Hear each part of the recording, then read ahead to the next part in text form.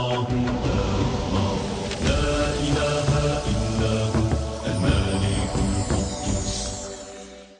वालेकुम। दुनिया चैनल की रमज़ानुल करीम की स्पेशल ट्रांसमिशन में प्रोग्राम क़ससुल अंबिया लेकर एक बार फिर आपकी खिदमत में हाजिर हैं। आप जानते हैं कि इस प्रोग्राम में हम रोज़ाना किसी एक नबी का किस्सा बयान करते हैं और उसमें जो नसीहत या सबक दिया गया होता है वो आप तक पहुंचाते हैं। तो बच्चों, आज भी आप तैयार हैं वो किस्सा सुनने के लिए जो हम आपको सुना रहे हैं। लेकिन उससे पहले हम थोड़ी बात करते हैं रमज़ानुल मुबारक के हवाले से।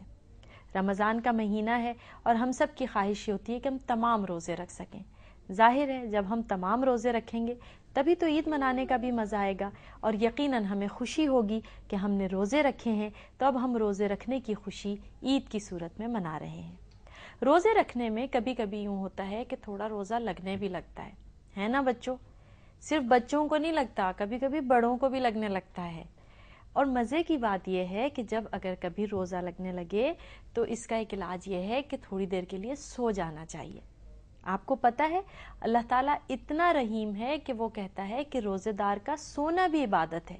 यानी अगर हम रोज़े की हालत में थोड़ी देर सो भी जाते हैं तो ये भी हमारी इबादत में शामिल हो जाता है और अल्लाह ताला हमें सोने का भी अजर देता है, इसका सवाब भी हमें मिलता है। सुभान अल्लाह। देखा अल्लाह ताला कितना रहीम और कितना करीम है ना बच्चों? अल्लाह ताला हमेशा हम पे मेहरबानी करने की कोशिश करता है। सच बात है ना? अच्छा भाई, हम आपको आजकल क्या सुना रहे हैं? हम आपको सुना रहे हैं हजरत मूसा अलैहिस्सलाम का किस्सा, और आज हम आपको उसका तीसरा हिस्सा सुना रहे हैं। अब तीसरा हिस्सा सुनाने से पहले हम आपको ये बताते चलें कि इसके पहले और दूसरे हिस्से में हमने अब तक क्या क्या सुनाया है। तो हम आपको बता चुके हैं कि हजरत मूसा अलैहिस्सलाम की पैदाइश उन हालात में हुई जब मिस्र के बादशाह फिरौन ने यह ऐलान कर रखा था कि बनी इसराइल के कहीं भी किसी घर में अगर कोई लड़का पैदा होगा तो उसको कत्ल कर देंगे, और ऐसा हो रहा था, कत्ल किया जा रहा था। लेकिन अल्लाह ताला के कहने पर हजरत मूसा की वालिदा ने उनको संदूक में डाल के दरिया में बहा दिया, और इस तरह हजरत मूसा अलैहिस्सलाम फिरौन के महल तक पहुंच गए। वहीं उनकी परवरिश हुई। मगर जब वो बड़े हुए तो एक बार दो लोगों की लड़ाई के दरमियान बीच बचाव कराते हुए हजरत मूसा अलैहिस्सलाम के हाथों एक मिस्री का कत्ल हो गया, और फिर उस कत्ल की वजह से उन्हें मिस्र छोड़ के मदीन जाना पड़ा।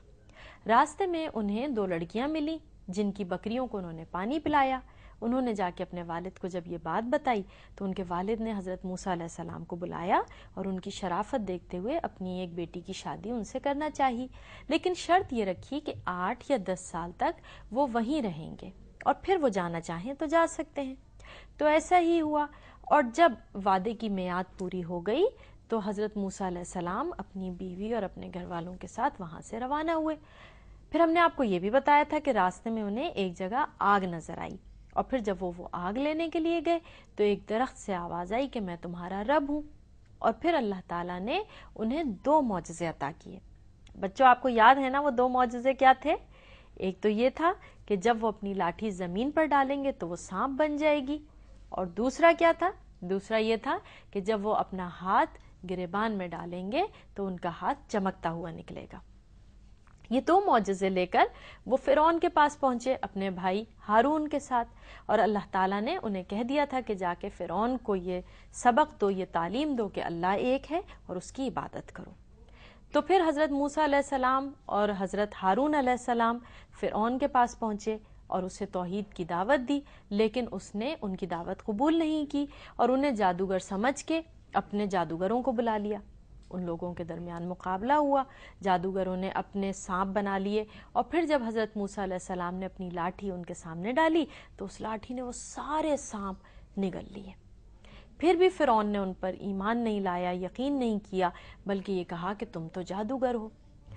लेकिन वो जो जादूगर थे, जब उन्होंने ये मौजज़े देखे, यानी ऐसा काम जो कोई इंसान ही नहीं कर सकता, ये तो अल्लाह ताला की तरफ से है, तो वो हजरत मूसा पर ईमान ले आए, और जादूगरों के साथ साथ बनी इसराइल के कुछ नौजवान भी हजरत मूसा की बातों पर ईमान ले आए। अब क्या हुआ? अब हम ये सुनाएंगे आज की किस्त में आपको। अब ये हुआ कि उन सब ने, जो कुछ नौजवान ईमान ले आए थे, आहिस्ता आहिस्ता ईमान को फैलाना शुरू किया और मजीद लोग ईमान लाने लगे। ये देखकर लोग बड़े परेशान हुए और उन्होंने फिरौन से कहा कि क्या आप मूसा को और उसके साथियों को ऐसे ही छोड़ देंगे कि वो लोगों को बहकाते रहें और आपके माबूदों को ठुकराते रहें। जाहिर है फिरौन ने भी सोचा कि भाई ये तो गलत हो रहा है, इस तरह तो सब लोग मुझे खुदा मानना छोड़ देंगे, मेरे आगे झुकना छोड़ देंगे, ये तो मूसा की बात मान रहे हैं। तो उसने कहा कि मैं ऐसा करता हूं कि मूसा को कत्ल कर देता हूं। जब मैं मूसा को कत्ल कर दूंगा तो जाहिर है कि वो मदद के लिए अपने खुदा को पुकारेगा। अच्छा, जो लोग ईमान ले आए थे वो भी शिकायत करते थे हजरत मूसा अलैहिस्सलाम से कि हमारे ऊपर इतनी सख्तियां हो रही हैं, हमारे ऊपर फिरौन और उसके लोग जुल्म कर रहे हैं, तो फिर हमारा ईमान लाने का क्या फायदा हुआ? हम तो पहले भी सख्ती में थे, हमें तो पहले भी गुलाम बनाया हुआ था फिरौन ने। तो हजरत मूसा अलैहिस्सलाम उनको समझाया करते थे कि अब तुम्हारे दुश्मन की बारी है, अब अल्लाह ताला तुम्हारे दुश्मन को सजा देगा और तुम्हें इख्तिदार देगा, यानी तुम्हें हुकूमत देगा, और फिर देखेगा कि तुम क्या करते हो। इसलिए कि जब हमारे पास कोई इख्तियार आ जाता है, जब हमारे पास इख्तिदार आ जाता है, तो फिर हम ये साबित करते हैं कि दरअसल हम क्या करेंगे। हमारी असलियत उस वक्त सामने आती है जब हमारे पास इख्तियार होता है। इसीलिए जब हमें कोई इख्तियार मिले तो हमें और ज्यादा अच्छा हो जाना चाहिए, है ना बच्चों। अब क्या हुआ कि जब फिरौन ने ये कहा कि मैं मूसा को कत्ल कर देता हूं, तो वहीं पे एक नौजवान ने, जिसने ईमान तो कबूल कर लिया था लेकिन अपने ईमान का ऐलान नहीं किया था, क्योंकि हजरत मूसा ने उन लोगों को समझा दिया था कि भाई देखो अभी तो फिरौन हम लोगों को बहुत तंग करेगा और हमें मिस्र से जाने भी नहीं देगा, तो तुम लोग ये करो कि अपने घरों को ही इबादत गाहें बना लो और वहीं पे छुप के इबादत कर लिया करो। तो वो नौजवान खड़ा हुआ और उसने कहा कि आप क्या एक आदमी को सिर्फ इसलिए कत्ल कर देंगे कि वो कहता है कि मेरा रब अल्लाह है? अगर वो झूठ बोल रहा है जैसा कि आप लोग कह रहे हैं तो इस झूठ का नुकसान उसी को पहुंचेगा, लेकिन अगर वो सच कह रहा है तो फिर जो वो ये कहता है कि तुम अल्लाह पर ईमान नहीं लाओगे तो तुम्हें सजा मिलेगी, तो अगर वो सजा हमें मिल गई तो क्या होगा? अभी तो हम इख्तिदार में हैं, हमारी हुकूमत है, हमारे पास पावर है, तो हम कह रहे हैं कि हम इन लोगों को मार देंगे, लेकिन अगर हमें सजा मिल गई तो फिर हमारी मदद कौन करेगा? ये तो वाकई सोचने वाली बात है। अच्छा, यही आपको एक मजे की बात भी बताते हैं बच्चों। आपको मालूम है कि एक तरफ तो फिरौन साहब ये कोशिशें कर रहे हैं कि हजरत मूसा अलैहिस्सलाम की तालीमात को रोक दिया जाए और मजीद लोग उन पर ईमान ना लाएं, और दूसरी तरफ ये ईमान खुद उसके घर, उसके महल में दाखिल हो चुका था। वो कैसे कि जो फिरौन की बीवी थी ना हजरत आसिया, वो हजरत मूसा पर ईमान ले आई थी और अपने घर में ही उन्होंने इबादत करनी शुरू कर दी, और वो दुआ किया करती थीं अल्लाह ताला से कि ऐ अल्लाह तू मुझे जन्नत में अपने सबसे नज़दीक की जगह देना और मुझे फिरौन और दूसरे जालिमों से बचाना। अब क्या हुआ कि जब ये चीज़ ज़्यादा फैलने लगी और फिरौन ने उन लोगों पर ज़्यादा जुल्म करना शुरू कर दिया जो हज़रत मूसा की तालीमात पर ईमान ले आए थे, तो फिर हज़रत मूसा अलैहिस्सलाम ने अल्लाह ताला से दुआ की और कहा कि अल्लाह तूने फिरौन और उसके लोगों को शान व शौकत दे रखी है, इसलिए कि ये तेरे लोगों को रास्ते से भटकाते रहें, उन्हें परेशान करते रहें। अब तू इनके माल जब्त कर ले, यानी इनके पास जितनी दौलत माल है वो सब इनसे ले ले और इनके दिलों को बंद कर दे। क्यों? ताकि जब तक इनको दर्दनाक सजा न मिल जाए ये ईमान ना ला सके। अब क्या हुआ कि दूसरी तरफ फिरौन ने तैयारी कर ली कि वो हजरत मूसा अलैहिस्सलाम को सजा देगा। जब उसने ये सोचा तो अल्लाह ताला की तरफ से हजरत मूसा अलैहिस्सलाम को ये पैगाम मिला कि आप मिस्र से चले जाएं। इसलिए हजरत मूसा अलैहिस्सलाम रातों रात निकल के अपने साथियों के साथ जाने लगे। जब फिरौन को ये पता चला तो फिरौन भी उनके पीछे पीछे आने लगा। अभी वो लोग समंदर तक ही पहुंचे थे कि पीछे से फिरौन और उसकी फौज आ गई। अब हजरत मूसा अलैहिस्सलाम के मानने वाले तो बड़े परेशान हो गए। उन्होंने कहा कि ये कैसी मौत है कि आगे समंदर और पीछे फिरौन। अगर हमें ऐसी ही दर्दनाक सजा मिलनी थी तो इससे अच्छा था कि हम तो उसके गुलाम बने रहते, कम से कम जिंदा तो रहते, अब तो हमें मार दिया जाएगा। हजरत मूसा अलैहिस्सलाम ने कहा कि तुम परेशान नहीं हो, अल्लाह ताला हक की राह पर चलने वालों की मदद करता है। सो अल्लाह ताला ने हजरत मूसा अलैहिस्सलाम की भी मदद की और उनसे कहा कि अपनी लाठी समंदर में डाल दें। حضرت موسیٰ علیہ السلام نے جیسے ہی لاٹھی سمندر میں ڈالی، سمندر 2 حصوں میں بٹ گیا اور بیچ میں سے خشکی کا راستہ نکل آیا۔ اب سب لوگ خشکی پہ چلنے لگے آرام سے۔ جب فرعون نے یہ دیکھا تو اس نے سوچا کہ راستہ تو بن گیا ہے، ہم بھی اسی پہ چلتے۔ فرعون اور اس کی فوج بھی پیچھے پیچھے آنے لگی۔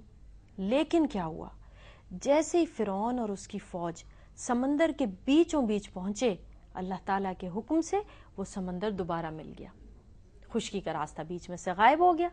اب وہ لوگ تو آرام سے چلتے ہوئے چلے گئے تھے اور فرعون اور اس کے لوگ جو ہیں وہ اس میں ڈوبنے لگے۔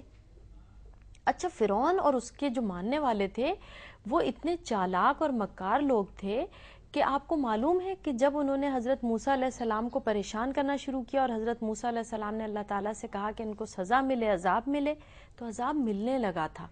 کیا ہوتا کہ کبھی ٹڈی دل آ جاتے اور وہ ان کی فصلوں اور میووں کو کھا جاتے، کبھی ان کے کھانوں میں کیڑے، جوئیں، مینڈک پڑ جاتے، کبھی خون کی بارش ہونے لگتی۔ تو فرعون اور اس کے ماننے والے کیا چالاکی کرتے کہ جب اللہ کا کوئی عذاب آتا تو وہ گڑ گڑانے لگتے اور کہتے معاف کر دیجئے، ہم ایمان لاتے ہیں، اے موسیٰ یہ صحیح کہتا ہے، اے اللہ ہم تجھ پہ ایمان لاتے ہیں۔ اور جیسے عذاب ٹلتا تھا وہ پھر اپنی پرانی حرکتوں پہ آ جاتے تھے۔ تو اس وقت بھی فرعون نے یہی کیا۔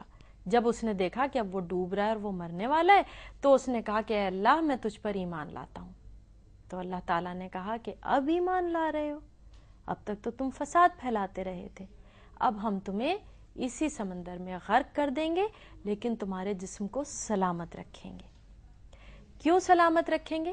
اس لیے کہ آنے والوں کے لیے تم عبرت کا ایک نشان بن کر رہو۔